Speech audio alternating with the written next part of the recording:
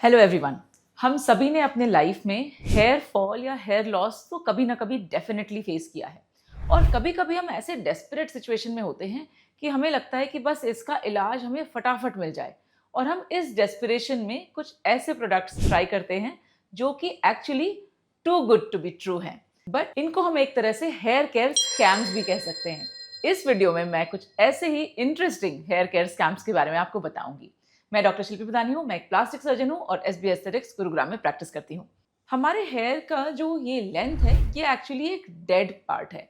This is not living, only the root is living.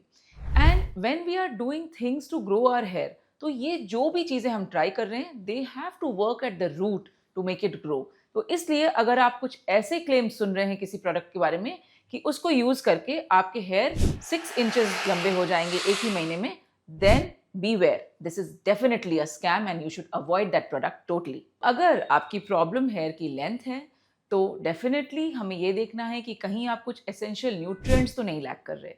और अगर आपके हेयर एडिशनली पुअर क्वालिटी के हैं, ब्रिटल हैं, तो ये हो सकता है कि आप कुछ एक मेजर न्यूट्रिएंट लैक कर रहे हों जिसका कि मेडिकल ट्रीटमेंट होना चाहिए। इनफैक्ट अगर आपके बाकी सब चीज़ें इन ऑर्डर हैं और फिर भी आपको लग रहा है कि हेयर ग्रोथ नहीं हो रही, तो जीएफसी एक ऐसा ट्रीटमेंट है जो कि काफ़ी हद तक हमारे हैंड्स में वर्क करता है and we seen very good results in our patients with specifically with the growth of the length of the hair with GFC treatments. जो सेकेंड स्कैम है वो बहुत ही कॉमन है और ये है कि लोग सोचते हैं कि स्प्लिट एंड्स किसी प्रोडक्ट को यूज़ करने से ट्रीट हो जाएंगे।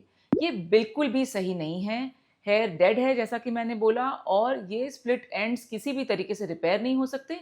हाँ, कुछ प्रोडक्ट ज़रूर है मार्केट में जिससे कि आप इन स्प्लिट एंड्स को वापस से स्टिक बैक कर सकते हैं, लेकिन इसमें भी बहुत सारे वेरिएशंस हैं, सारे प्रोडक्ट्स अच्छी क्वालिटी के हैं नहीं। इसलिए जो ट्रीटमेंट है स्प्लिट एंड्स का वो यही है कि आप इनको कट कर दें और वेट करें कि आपके हेयर जो हैं वो हेल्दी तरीके से ग्रो हो ताकि वो स्प्लिट हो ही नहीं। अब एक और जो स्कैम है वो थोड़ा कंट्रोवर्शियल लग सकता है आपको, लेकिन जो rosemary oil, castor oil, rice water, ये सब जो यूज़ करने से जो हेयर ग्रोथ आपको लगता है कि हो रही है, इसमें अगर हम देखें तो साइंटिफिक एविडेंस बहुत ज़्यादा स्ट्रॉन्ग नहीं है इन ट्रीटमेंट्स के लिए। And in fact I will not even consider them treatments, क्योंकि ये यूजुअली हम तब करते हैं जब हम एक डेस्परेट सिचुएशन में होते हैं।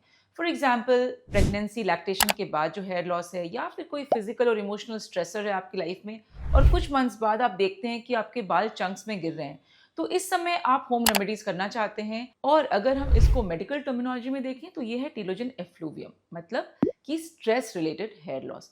ये नेचुरल प्रोसेस में भी ठीक हो जाएगा अगर आप कुछ भी ना करें और ये स्ट्रेस धीरे धीरे आपकी लाइफ से जब कम हो जाए तब। लेकिन इस टाइम पे क्या होता है कि हम डेस्परेट होते हैं और हम ये सब कुछ करते हैं और कुछ मंथ्स बाद हमें लगता है कि अरे ये तो वर्क कर रहा है, जबकि फैक्ट ये होता है कि नेचुरल प्रोसेस में टीलोजन एफ्लूवियम अपने आप ही कंट्रोल हो गया और आपकी हेयर ग्रोथ वापस आ गई। हाँ, इसमें एक बात ज़रूर है कि एडिशनली अगर आप न्यूट्रिशनली डेफिशिएंट हैं इस टाइम पे, तो कुछ न्यूट्रिएंट्स की मदद से आपका ये टीलोजन एफ्लूवियम का टाइम छोटा हो सकता है और हेयर ग्रोथ वापस आ सकती है। But rice water, rosemary oil, castor oil, it's working on your telogen effluvium? Well, I'm sorry to say, but there's not much scientific evidence for this. अब जो फोर्थ स्कैम है वो है बायोटिन सप्लीमेंट का scam.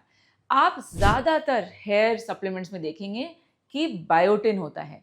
अब ये जो biotin है, इट्स वेरी रेयर कि हम बायोटिन में डेफिशिएंट हों। अगर हम लेवल्स चेक कराएंगे तो हार्डली, बहुत ही कम लोग होंगे जो बायोटिन डेफिशिएंट होंगे। तो ये बायोटिन सप्लीमेंटेशन एक्चुअली कितना काम कर रहा है ये हम नहीं कह सकते। Single biotin supplementation usually work नहीं करता। जब आप देखेंगे ये जो भी हेयर केयर कैप्सूल्स, न्यूट्रास्यूटिकल्स, जो भी आप कहना चाहें, वो एक कॉम्बिनेशन आपको प्रोवाइड करते हैं और it's actually that particular combination working for your hair growth. And in fact if you are supplementing your self with biotin too much, तो इसके नेगेटिव इफेक्ट भी हो सकते हैं। अगर आपको थायराइड डिजीज़ है और आप थायराइड टेस्ट करवाने जा रहे हैं, तो मेक श्योर कि आप अपने बायोटिन सप्लीमेंटेशन को एटलीस्ट 3 to 4 डेज पहले बंद करें, क्योंकि ये आपके रिजल्ट्स को अफेक्ट कर सकता है। और इनफैक्ट आपको शायद ये पता भी नहीं चलेगा कि ये एक्चुअली आपका बायोटिन सप्लीमेंट है जो कि आपके एक्ने को प्रमोट कर रहा है। एक और बहुत बड़ा स्कैम है और वो है sulphate free and silicon free products का यूजेज। तो ये जो सब क्लीन ब्यूटी एंड ये जो फिनोमिनन चल रहा है, इसमें क्या है कि सल्फेट फ्री के लिए लोग जाते हैं कि भाई ये प्रोडक्ट सल्फेट फ्री है कि नहीं, तो ये मेरे हेयर के लिए बहुत अच्छा है। तो सल्फेट एक्चुअली एक डिटर्जेंट है, yes this is true, but it actually cleans. अगर आप कोई भी सल्फेट फ्री प्रोडक्ट यूज करते हैं तो उसका डीमेरिट ये होगा कि ये इतना क्लेंजिंग नहीं होगा। तो ओवर टाइम आपके जो हेयर पे है ये कोटिंग हो जाएगी, जिससे कि आपका हेयर डल और फ्रिजी लगने लगता है। इनफैक्ट अगर आप सल्फेट वाले प्रोडक्ट्स यूज करते हैं, उसके साथ बहुत सारे और भी कंपोनेंट्स होते हैं जो उसके इफेक्ट को थोड़ा कम करते हैं। जब आपका हेयर क्लीन होगा along with other products that are there in the shampoo, it will make your hair cleaner and probably much more shinier. और जैसा कि मैंने बताया कि हेयर एक डेड टिश्यू है, तो अगर आप सल्फेट शैम्पू यूज करते भी हैं तो it will only get cleaner and not let the grime settle on your hair. So don't avoid sulfate products, they can actually help your hair get clean. और जब हम सिलिकॉन बेस्ड हेयर प्रोडक्ट्स की बात करते हैं तो silicone can be actually incredibly helpful for your hair. It will form a protective coating on your hair and it can actually make your hair look much shinier.